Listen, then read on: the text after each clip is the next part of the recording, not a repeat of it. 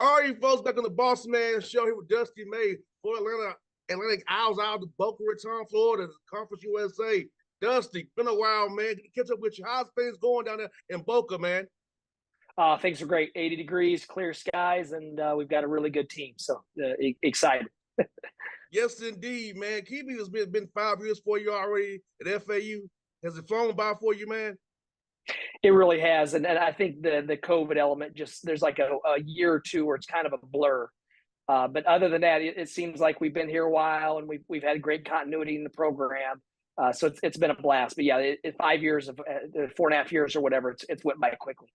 No doubt. And what's good about you, man, you got this got hired in new coach, 4 winning seasons already in 4 years, going for the fifth one, 8-1 as we say right now. So about just coming in as a new hire, setting your culture, setting your environment for your players and your staff and building relationships and having 4 winning seasons. Two of them have been COVID years, but still winning no matter what. Adversity thrown your way, you didn't see coming. Yeah, even now we're watching games from the past year against opponents you're playing now, and we've come so far. We play much better together. Our talent levels increase, and then obviously just the continuity of guys being together and knowing each other and being familiar and really caring about each other's success. It's been rewarding, but it's not been a flash in the pan. It's been a lot of hours, a lot of work from a lot of people, and it's culminated into this spot where we're playing good basketball. Now we have to continue it. And Dusty, how was it this summer to actually have your guys together to build that continuity, to build that oneness? I know when I played football, for me, when I was at home here in Atlanta, it wasn't the same as being Nashville with my guys. So how was having your guys to push each other out there, running those lines, on those sprints, doing individual drills with coaches? How was it seeing your guys bond that way this summer without having to worry about COVID restrictions like it was the past 2 years? It was great just having them together, and then I think they motivate each other. We have a very hardworking group that spends extra time, and even on the weeks when we couldn't have workouts, guys were coming through disappointed that we didn't have team workouts. And a lot of times in the summer, guys are disappointed when you do have workouts because they want to kick it in Boca in the summer. So it's just a group that enjoys work. They enjoy each other, and as a coach, there couldn't be too many more rewarding qualities than having guys who want to learn, who want to improve, and enjoy the work.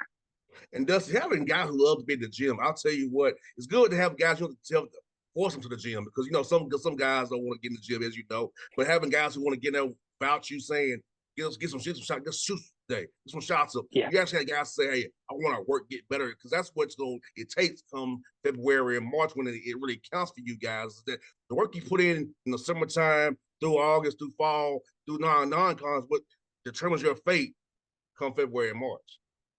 Yeah, and obviously we give our guys nudges, but it's a group that they're self-motivated. They're in here in the mornings and here at nights, and it's became the culture, just how they go about their business. So, the first couple of years, it felt like we were always trying to push and nudge guys to get in the gym to no avail.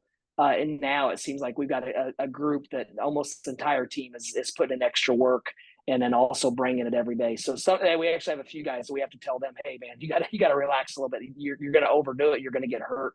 And so they like I said, they put in a lot of time. They deserve the success they're having, the early success.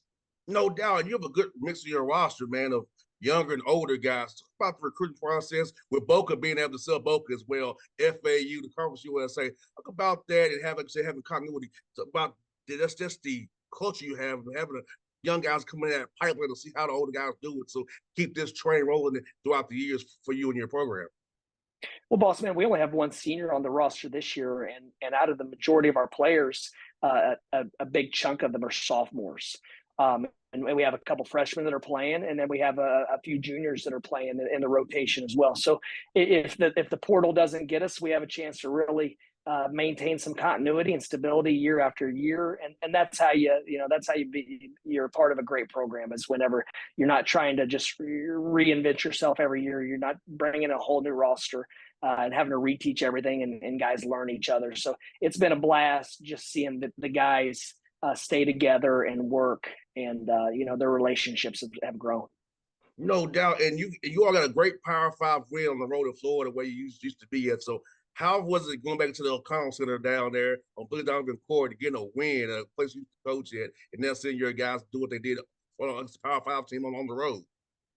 Well, our guys were very confident going into that road trip. We started out at Ole Miss, and we were without our leading scorer at the time, Mike Forrest, and we didn't know if he was going to be able to play at Florida. And it was the same road trip, and we went directly to Florida, and we found out the day of the game that Mike was cleared to play. So it gave us another weapon, and he was able to, as a fifth-year senior, to go into Gainesville, and I think he scored 20 that night, shot it really efficiently, opened things up for his teammates, played a really good basketball game. And we've only had our full team together for a couple of games. So that one in our most recent game.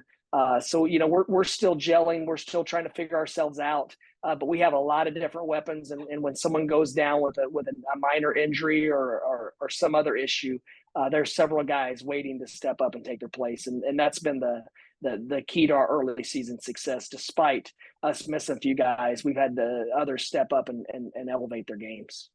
No doubt, Dusty. And what's good about, man, is like you said, those guys can experience now where you'll be even deeper down the road. Because I feel like that's something that's having depth is great.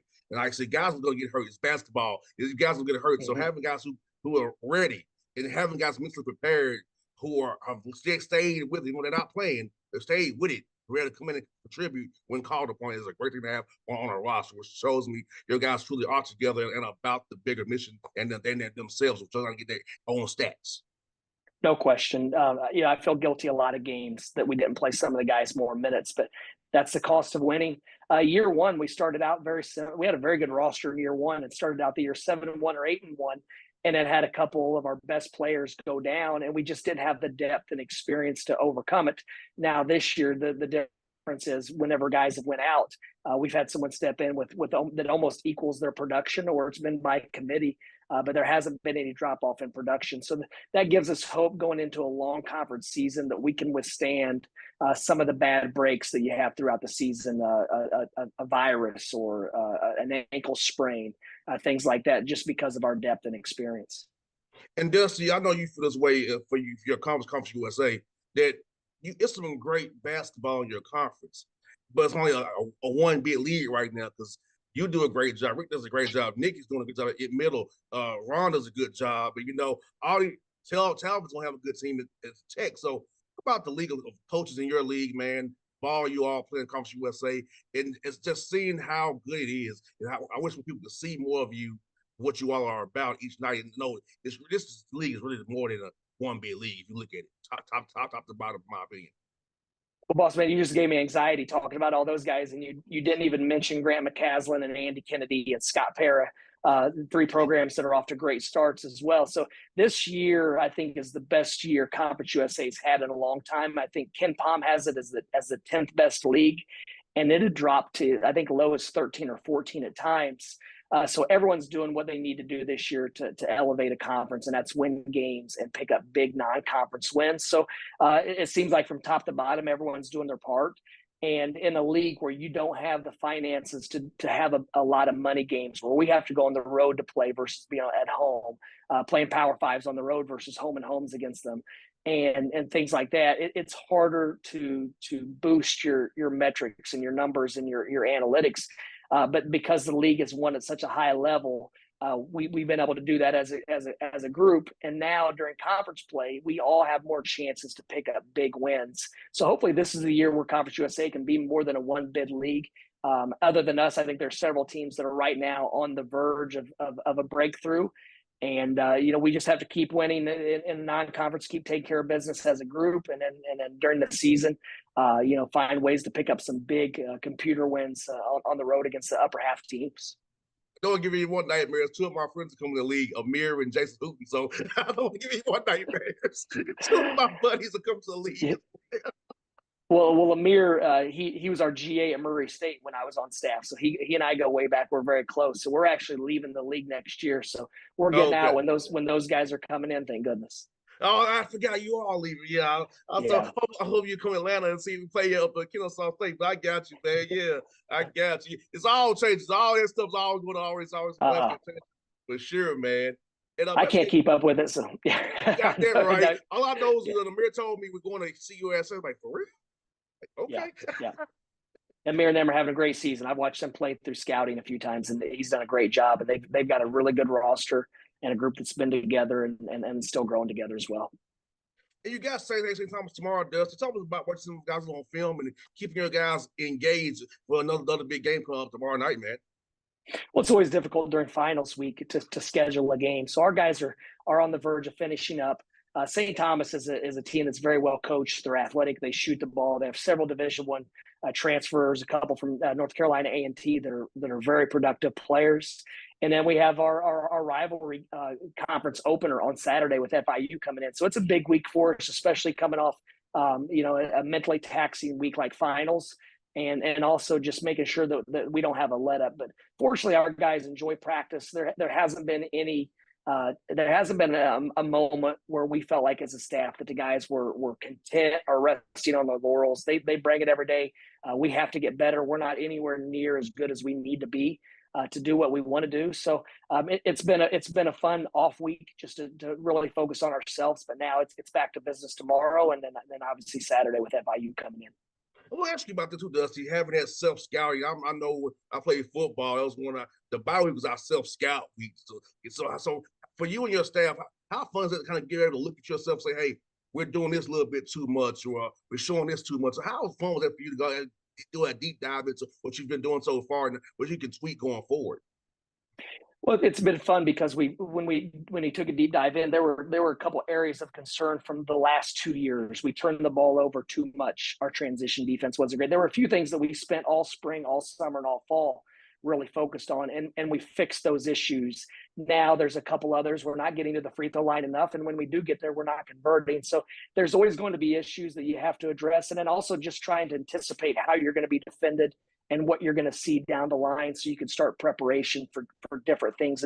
And we've done that just about every bye week. We've taken a long shot view of, okay, we're going to need to be able to play this coverage against these two teams in the league. Let's go ahead and work on it for 2 or 3 days. And then that way our guys are at least familiar with it. They've repped it. And then when we get into scouting, we don't have to spend near as much time because our guys have already done it and are somewhat familiar with it. So we tried to do that this week, added some stuff that we're going to need down the line. And it's almost like we're teachers. We're developing a curriculum that we need to get certain things in throughout the year. And our guys are great at carrying it out, also thinking about it, not forgetting about it, and then being able to apply it. So we got a very, very intelligent team that has high basketball IQ as well. You kind of let me know that's what Dusty about IQ. I was make a point about, hey, when you watch that film, I tell our players all the time, I don't lie. Like use the film to learn and develop your mistakes, learn what you can do better. The film is you get that mental reps in your head, that mental IQ where on the court somebody come at you a little differently, you can kind of react to it on the fly. Oh, what do I do? So use the film to develop your mind, your mental game, your mental IQ to help you on a tight situation. You can go with A or Z and zig or zag when the coach will change up something on you. So I feel like I tell our guys all the time, Dusty, watch film to develop yourself and to get better at the same time. Absolutely, especially the guards who need to see the entire floor and see things develop and know what to look at and where to look. So our guys are pretty religious about film, and even sometimes I'll bring them in and our guys will say, oh, I already watched that practice last night. And I'll say, okay, what did you see? And we'll talk about it. But just the fact that college students are watching practice in their dorms at night shows the commitment of our players. No doubt. Dusty, thank you for your time, man, and have a happy holiday season. Good to talk to you again, man. I promise we'll be 2 years again, brother. I promise you. We'll be 2 years again. I promise Likewise, you that, Bossman. Yep, I appreciate you. It's good. I appreciate you having me on. It's great to see you again. Anytime, buddy. Be safe, man. Likewise. See you, man. See you.